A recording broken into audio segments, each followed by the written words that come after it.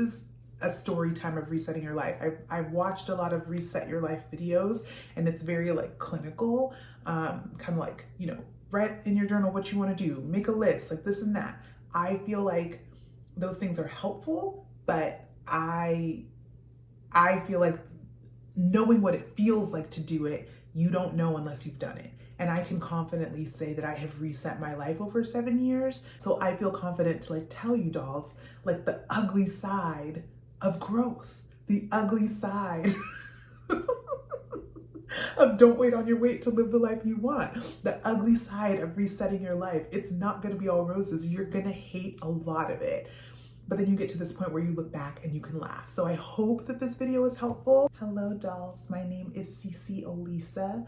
Don't wait on your wait to live the life you want is my personal mantra, but feel free to borrow it in your own life as well. Today's story time is about how I reset my life. This story time is based on the trending article on my website right now, CeCeOlisa.com, which is called I Loved Myself for 7 Years, These Are the Results. So if you're curious to know what it looks like and feels like to reset your life, spoiler alert, it takes some time. Studies show, or in science, they say that our cells, our bodies regenerate every 7 years. So we are literally a new person from our eyelashes to our fingertips every 7 years. So I find it quite interesting that I can confidently say I have reset my life because of the work I started in 2015. So I detailed that on my website, and the post has been, I mean, the comments have been incredible, what people have been saying, and it seems like it's been really helpful. But you know, there's always like the part behind the scenes of my life that like sometimes it just like feels better to just chit chat and tell it to you. So I thought a story time would be a good way to kick off the year.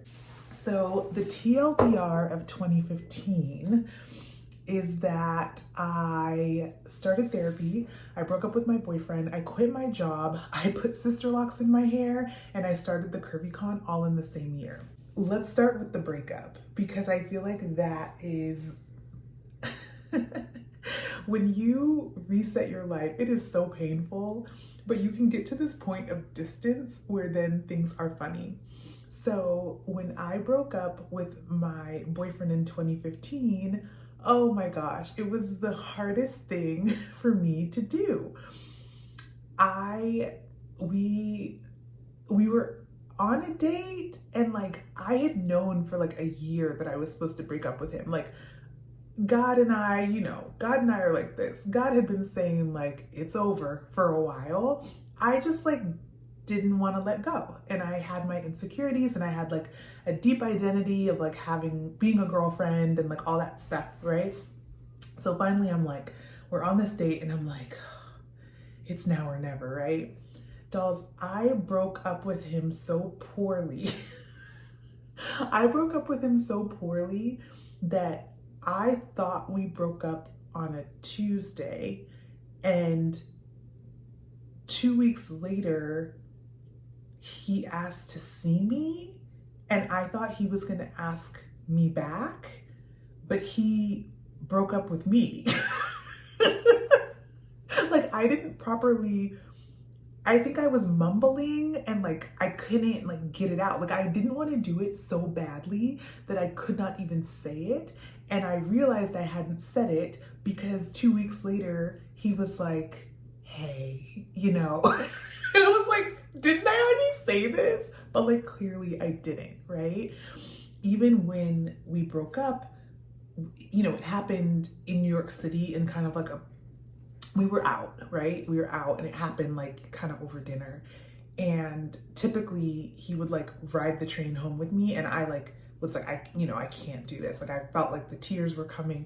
So I like went a different way, and I was walking, like I lived in the East Village at the time, and I was walking home in Manhattan, and I called my parents because I was just like, and I called them. And again, I couldn't get it out. Like whatever I said, like I called, and in my head I was like, hey, I just broke up with this guy. And my parents were like, what? They're like, what? I'm like, I broke up. And I'm like yelling in the streets of New York, crying, like, I just broke up.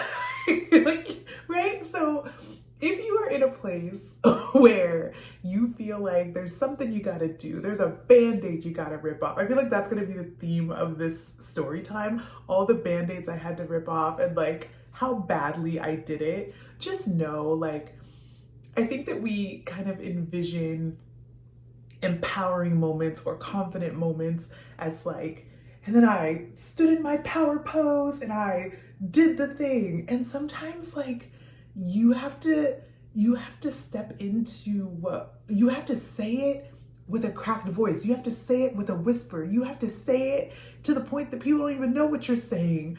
Like, and they have to come back and like confirm, right? But the idea that I actually did say it and get it out there and like, oh my gosh, you know, he's such a great guy. And when I look at my life now, I'm like, I thought I was supposed to be his wife. Like he wouldn't have known what to do with me. The person I am now, you know, the way my work life goes and stuff, like I still was operating like I was, you know, someone else. And I think he would have wanted a refund. He would have wanted his money back. Like everything works out the way it's supposed to. And I have so much love for him and I have so much love for our time together. And I look back on that breakup, like how poorly was that? This is also the time I started vision boarding. This is a story time of resetting your life.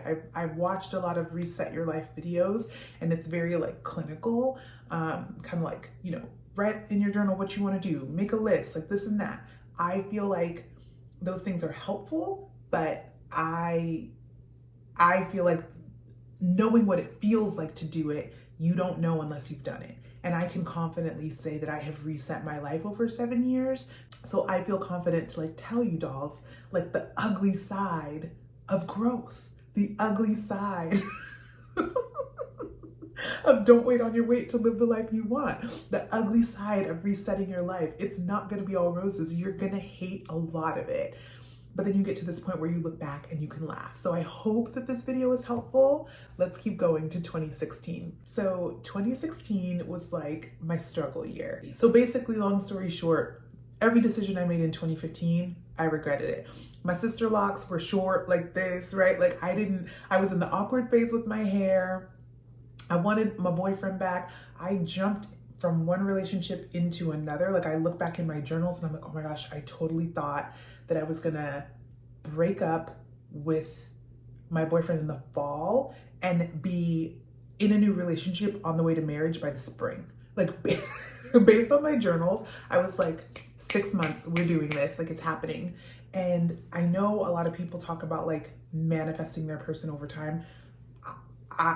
And it happens 3 days later and all that stuff. Like, God bless you if that is your testimony. It has not been mine. So at this point, 2016 was like the year I wanted a refund on all of the like faithful decisions I had made. Like in 2015, I'm locking hair, I'm dumping guys, I'm quitting jobs. I'm like, God, you are with me. Like I cannot fail with you by my side. 2016, I'm like, God, I want a refund. Where are you, right? My hair, awkward phase. I went from one relationship to another. That relationship was nonsense. CurvyCon, doing okay, not making any money. So I'm regretting every choice that I made. Have you ever, how do I say this? Have you ever been in a situation where you're like, God, I love you, but I don't like you? This happened to me on a Sunday morning while singing praise and worship. So this is the story of the Sunday morning that I was singing praise and worship and telling God, I love you, but I don't like you. Here is why. The guy I broke up with, we were part of this big friend group. And in the friend group, there were 2 couples, me and my boyfriend and this other couple. The other couple, if you would have asked me who was gonna make it all the way, I would have said me and my boyfriend, because we were equally yoked. We both went to church, right? All the things. We looked good together, like all that stuff. And the other couple, one of them was an atheist, one of them was a Christian. So here I am, singing praise and worship, sad because I broke up with my equally yoked boyfriend. I wish I had him back. My career's not coming together, but God, you know, you're faithful. Guess who walks into church? The couple with the atheist in it. I am like, of all the churches in New York City, how are you walking into my church? What? So to see that after all this time, because it had been about a year, so to see after all this time that me, the good church girl, dating the good church boy and like doing everything right, we were not together, and the atheist couple is now walking into church, I was like, God, I love you, but I don't like you. And I had to sing praise and worship, like looking. I felt so triggered. I felt so jealous. I felt like this is unfair. I felt like I'm the one, you know, being a good Christian girl, right? Being a good church girl. And I'm the one that's up here singing praise and worship single? Like, how dare? This is also, and now if you've read if you read the post on my website, which I will link down below, I talk a lot about how I discovered that I had depression through therapy. This is when I learned how antidepressants work. So at that point, without getting too much into it, I had been on my antidepressant for about, 45 days. Like I was probably going into month 2 on my antidepressant, right? So, as I mentioned in the website, so this is how I figured out how antidepressants work. I was so hurt. I was so hurt that couple was not only still together, not only thriving, but somehow the unequally yoked half atheist, half Christian couple was now going to church, right? Like they were on the path towards what I wanted, and I was like coming up short. I just was tense that whole service, keeping my emotions bottled up.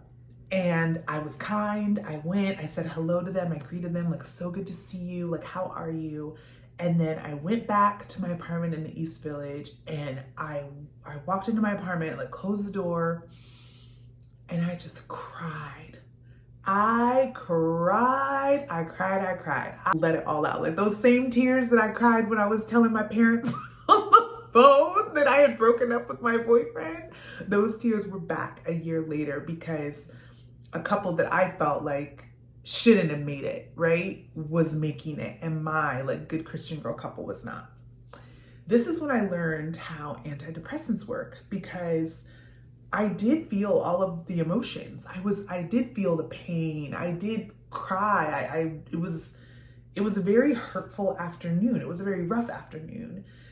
But what I had learned in therapy was that I had been self-medicating with food my whole life, right? And I had been in a place I talk about in the article where I was in deep grief, deep loss, deep depression, and had no idea. And so for years, I was like I was having a weird relationship with food. And because of that, my weight was going up. That's how I ended up close to 400 pounds, was because of this period between like 2014 and 2016 that all of this stuff happened, right? Even with resetting my life, there were setbacks. I didn't reset my life and then like get into the body of my dreams and hit the gym every day and it was like a montage. It wasn't like that. By taking the steps to reset my life, it triggered other things that were not helpful, but it unearthed them. And thankfully I was in therapy, so there was someone there who could watch what was happening to me and call it out and like give it a name. Now, Did I receive that at the time? No, right? It took me a long time to be open to being on antidepressants, which is what I talk about in the article. If you guys want me to talk more about that, leave a comment and let me know. I'll dig into it a little bit more. But you know, as a Christian, like I'm washing the blood of the lamb. Like there is no depression in my world, right? But thank God at that point I had received the power of modern medicine. It started to take something to balance out my serotonin levels. I'm saying all this to say, this is when I learned how the antidepressants worked. Because if I was not on antidepressants, when I was on food as a self-medication for my depression, when I would hit a low like that, something that would rock me to the point that I'm like crying, right? That would have been followed by a binge episode. And the binging could have lasted for a night, for a week, for months. No telling, right? There would be a way that I would just kind of like surrender to food and like weird, you know, just habits that were not supportive to the person I wanted to be. Like I was, if you know, in the East Village, rest in peace to Odessa, the best diner ever on Avenue A. They had this tuna melt sandwich, and Odessa was open 24 hours a day, and they would deliver 24 hours a day. So I could, at 2 a.m, order a tuna melt sandwich, French fries, a milkshake if I wanted to, and I did. At 2 a.m. order to Odessa in the East Village, my favorite diner, was not a rare occurrence in my life, okay? In that moment, after that episode at church, coming home, crying, I felt the release of the tears. I probably took a nap. And when I woke up,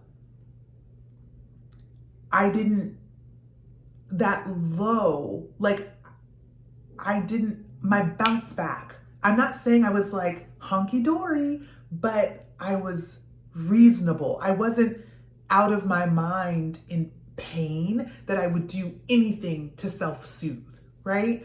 I let myself sit with the emotions. I let myself kind of be productive. I let myself journal. I let myself take a walk. Like I could think through the sadness, and it didn't become like an emotional brick that weighed me down for a very long time. Which in the past, if I would have an emotional moment like that, it would just be followed by a lot of binge eating, right? So that's, you know, that moment and I don't know if these things are just dramatic to me. I don't know if these things resonate with you as how intense and hurtful they were at the time. Of course, looking back, I can laugh. But that moment was when I realized, like, okay, like treating my mental health with medication gives me a level of support that helps me to reach my other goals. Taking an antidepressant gives me a level of support so that I don't do something in sadness that I'll regret when it comes to my Healthy Curves practice. Again, I detail the exact steps and the things that I did to reset my life on my website. So I'm linking that down below. I hope that, again, these kind of like behind the scenes stories are helpful to you because, you know, life can be so challenging and complicated. And so I just want you dolls to know that, like, you're gonna have quirky moments, you're gonna have hurtful moments, you're gonna have painful moments, even when you're on the right track, even when you're headed towards your destiny, you're gonna have hard times. But the cool thing is, the closer you get to your destiny, you get to look back at those painful moments and you can laugh a little bit, which is hopefully what we'll do today. In 2018, I'm skipping ahead a little bit, that is when I moved into my dream apartment. That YouTube video is still up, so I'll link it somewhere. I moved into my dream apartment, and that was like, at this point, I'm 5 years in to resetting my life. I started in 2015. Now we're in 2018. Moving into my dream apartment, moving from my modest apartment, you dolls remember the East Village, the brick wall, all of that, moving into the Manhattan dream apartment, the luxury apartment, all that good stuff. The process, it was like such a faith walk for me, because as an influencer, I wasn't sure. I just wasn't sure. I talk about it a lot in the video, so I'm not going to repeat that part. What I am going to tell you about is the kind of like crazy faith move that I made during that time that still makes me laugh. There was so much on my vision board at that point that was starting to come to life. There were things that I had put down on my vision board that I was starting to literally see kind of happen in my life. And so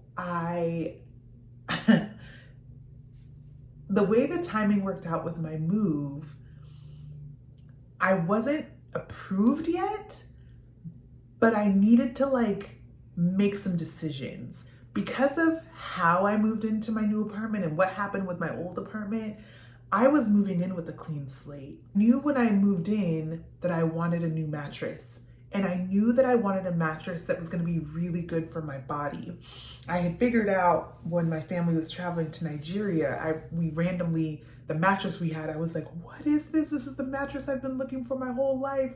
And so I figured out what kind of mattress I had in Nigeria, came back to New York, looked for the same mattress, found the mattress. Moving into my dream apartment was the first time that I had done all of the kind of like I had done vision boards, I had been journaling a lot, but this was the first time I had done kind of the like visualization or manifestation exercises that people talk about a lot on YouTube. So I went to the apartment building before I took a tour, and I went across the street and I stood there and I stood there for 30 minutes. It was like 4 o'clock, somewhere around there, because I think my appointment was like 4:30.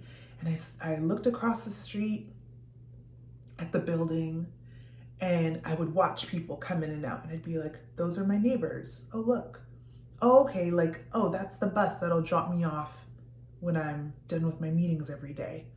Oh, okay. This is my new grocery store right here. Like, I just started, everything I saw, I started owning it for myself. I started just like looking at the building and I had seen my apartment online, but I was waiting for my tour, right? But I was like, I am moving here. Like, this is it. This is what I want. Like, I was just so happy. You'll see in the video. And so I had done that kind of like visualization. I'd never done something like that before. Then I did the tour of the apartment. I loved the apartment. I put the application in for the apartment, and I ordered the mattress. And I was like, God, that's my apartment. And so when they asked for the shipping, I put the apartment that was not mine. I put the address that did not belong to me yet. And I was just like, God, by the time this mattress hits this building, I believe that this apartment will be mine, right?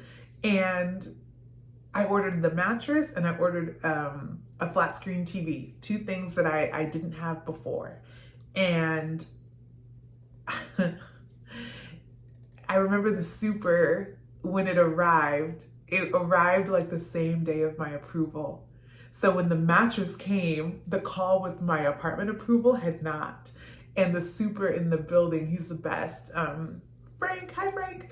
Frank called me and he's like, hi, I think there's like a man here with a mattress for you. And he's basically like, I don't know who you are, but there's like furniture delivery here for you.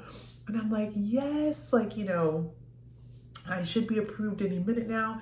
And he's like, I'm not supposed to do this. He's like, I will put this mattress in this unit for you. It is empty, but I'm not responsible for anything. Like, he's like, I don't know what you're doing, but and I was like, thank you so much. Thank you so much. Of course, like a few hours later, I got the call and it all worked out. But like I feel like along your journey of resetting your life, you're going to have the moments where you're just like, this just is. And like, it's 12 o'clock and maybe they haven't called yet, but like they're gonna call, right? And then things work out, right? I'm not saying to be like a crazy person and start sending furniture to places where you don't live, but I am saying that like along the way, sometimes you might surprise yourself with like how much faith you do have. So anyway, that is my little story time based on the trending post of the month. Happy New Year, dolls. I'm so excited for what 2023 has in store for us. I have been working really hard on a new content schedule for YouTube for this year. So please pray for me, because this is not the first, second, or third time that I have tried to be more consistent with my YouTube, but it's something that I really, really want to do. I even put YouTube on my vision board for this year. So I pray to show up here as my best YouTuber self, whatever that looks like. So I will see you very soon in the next video, like very soon. I'm not gonna say when, but like very, very soon. I'm gonna see you in another video. Please like, comment, subscribe, share. I hope this video was helpful, even if it wasn't like prescriptive, you know what I mean? If you're looking for a little bit more of a prescriptive point of view on my story and how I have changed my life over the past 7 years, you can go ahead and read I practiced self-love for 7 years, and here are the results. I will leave that down in the description, and I'll see you in the next one.